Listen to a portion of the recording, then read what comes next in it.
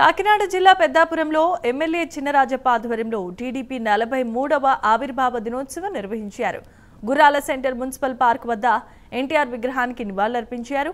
అనంతరం Lutheran aided high స్కూల్లో MLA Chinarajappa దివ్యాంగుల పిల్లలకు 3 చక్రాల సైకిల్స్ ను పంపిణీ చేశారు.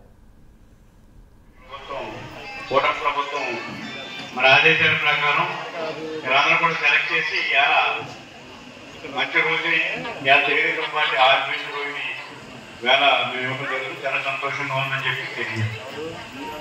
వేళ తెలుగుదేశం గవర్నమెంట్ పార్టీ ఆ రోజు ఎన్టీ రామారావు గారు సినిమాక్టివ్గా ఉన్నారు. అంటే ఈ రాష్ట్రాన్ని బాగు చేయాలని ఆలోచనతో రాజకీయాల్లోకి వచ్చారు. రాజకీయాల్లో వచ్చి మరి ఆయన తక్కువ టైంలోనే ముఖ్యమంత్రి అయ్యారు. ముఖ్యమంత్రి అయిన తర్వాత అనేక కార్యక్రమాలు చేపించారు.